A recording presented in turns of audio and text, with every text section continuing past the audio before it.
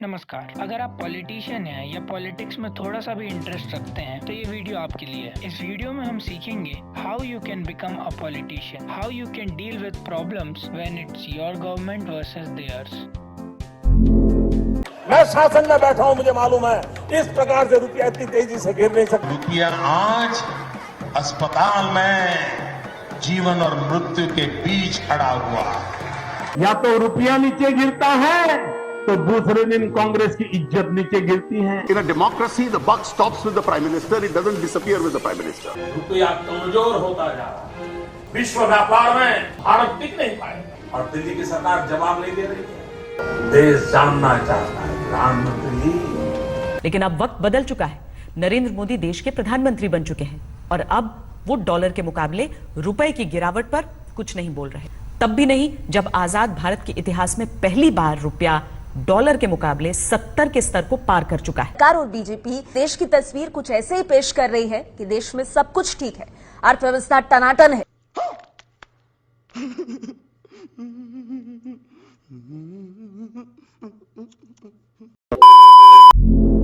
आप मुझे कल्पना कर सकते हैं जब किसी छोटी बालिका पर बलात्कार होता है, कितनी दर्दनाक घटना है जी। लेकिन क्या हम ये कहेंगे कि तुम्हारी सरकार में इतने होते थे, मेरी सरकार में इतने होते हैं?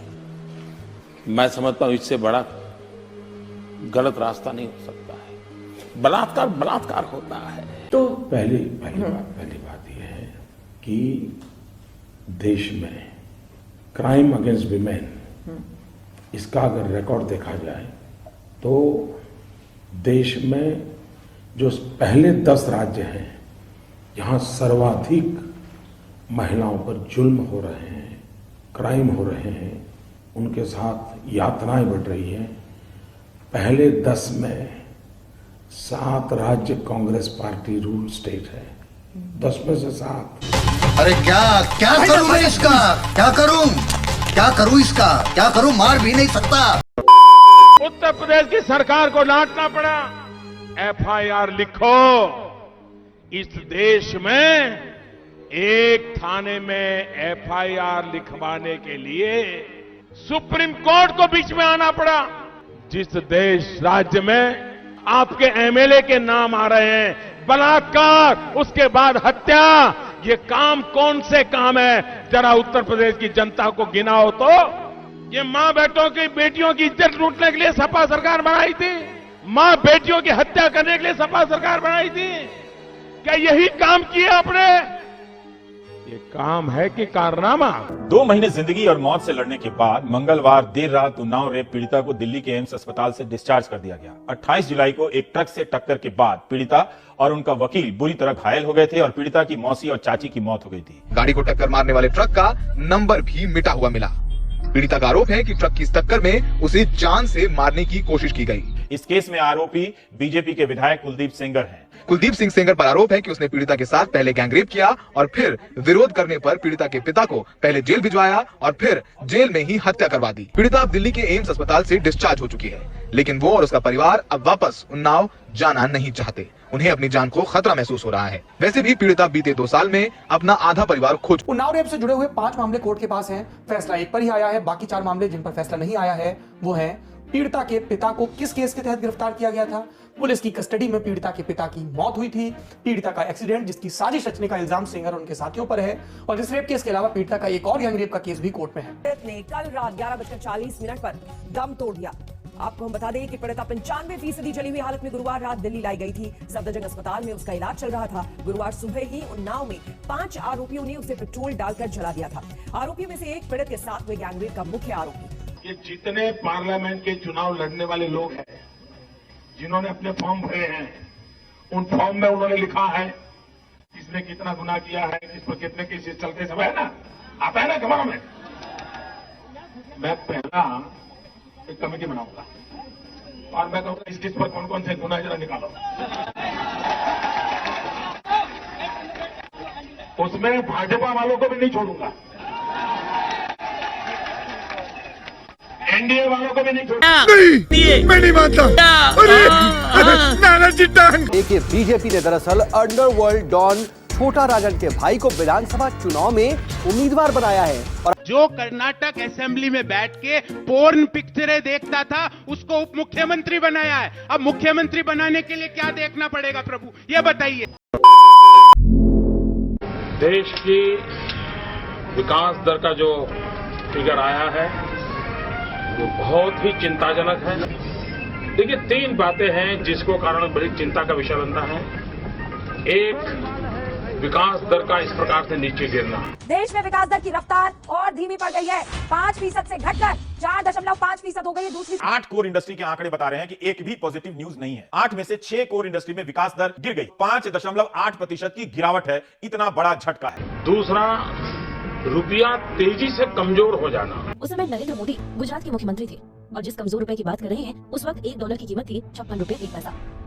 जब तक प्रधानमंत्री नहीं बने थे नरेंद्र मोदी का आर्थिक ज्ञान हार्वर्ड के विशेषज्ञ के ज्ञान जितना। इतना सूसू लाते कहां से हो तुम? हमारे पास तो इतना नहीं है। और तीसरा, इन्फ्लेशन इतनी तेजी से बढ़ना।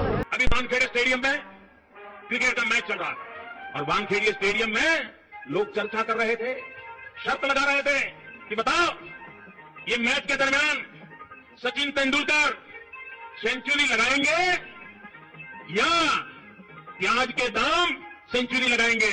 अब की बार प्याज 100 के पार। हम लंच ब्रेक में आपके साथ हैं, लेकिन इस वक्त आपके लंच में शायद प्याज नहीं होगा क्योंकि प्याज का भाव ताव खा रहा है और दाम आसूद निकाल रहे हैं। किसी भी शहर में प्याज की कीमत 90 रुपए से नीचे नहीं है। कुछ शहरों में स्टोर में तो प्याज इतने ऊपर चढ़ गया है कि भाव 120 रुपए तक पहुंच गए। हम अपनी इकोनॉमी के साइज को 2 गुना करने का प्रयास करेंगे। $5 ट्रिलियन, $5 ट्रिलियन।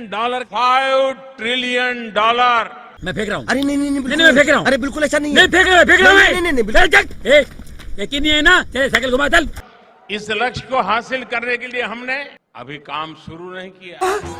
अरे मुझे चक्कर आने लग गया अब। मैंने तो पहले लिख दिया था कि गलत इकोनॉमिक पॉलिसीज के कारण फाइनेंस मिनिस्ट्री का कोई विचार तो है ही नहीं। कोई वहाँ कोई इकोनॉमिस्ट नाम के यानी लायक इकोनॉमिस्ट है नहीं। वो जो संचालन फाइनेंस मिनिस्ट्री का हुआ है वो उससे सबको दुख हुआ है, हम लोगों को भी दुख हुआ है। टैक्सेस को बढ़ाए गए, फिर ये जीएसटी, इस सब में इतना कागज का काम करा दिया। नोटबंदी कल्पना अच्छी थी परंतु कोई तैयारी फाइनेंस मिनिस्ट्री से नहीं थी। इंटरेस्ट रेट और ब्याज के जो दर्जा वो बढ़ते गया और जेटली को तो इकोनॉमिक्स पता ही नहीं है।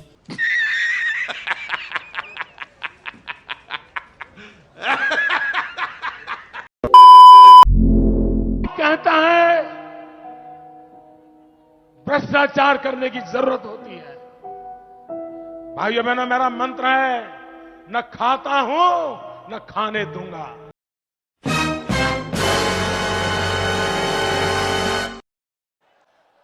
हिपोक्रेसी की भी सीमा होती है। मौन मोहन सिंह जी आए थे। देश ने 5 साल तक जिस एक बात का इंतजार किया वो था प्रधानमंत्री नरेंद्र मोदी प्रेस कॉन्फ्रेंस कब करेंगे। वो दिन देखने के लिए मोदी सरकार के 5 साल पूरे होने का इंतजार करना पड़ा। 5 साल में कितनी बार? पहली बार 56 मिनट प्रेस कॉन्फ्रेंस भी चली और 17 मिनट तक फिर प्रेस कॉन्फ्रेंस में जब 19 सवाल पूछे गए। 19 सवालों की प्रेस कॉन्फ्रेंस में अब तक एक मौका ही गुजरा था जब सीधे प्रधानमंत्री से जवाब देने की इजाजत मांगी गई, लेकिन आगे ऐसा 3 बार हुआ जब पत्रकारों ने अगले 9 सवाल में 3 बार चाहा कि पहली बार बीजेपी की प्रेस कॉन्फ्रेंस में मौजूद प्रधानमंत्री महोदय बोलें, जवाब दें। लेकिन एक सवाल का जवाब भी प्रधानमंत्री मोदी की तरफ से नहीं आया।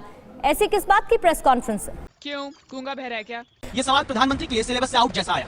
सीधे प्रधानमंत्री का नाम लेकर सवाल पूछने की इजाजत पर नरेंद्र मोदी ने बीजेपी अध्यक्ष की तरफ इशारा किया। मैंने जवाब दे दिया ना, हर चीज का जवाब प्रधानमंत्री जी ने देना जरूरी नहीं है। कुछ ना कहो, कुछ भी ना कहो, कुछ ना कहो, कुछ भी ना कहो। बोल साले बोल। मैं हैरान हूं, आजकल मेरे ही देश में कुछ लोग मुझे गुनहगार कह रहे हैं। मैं हैरान हूं भाइयों।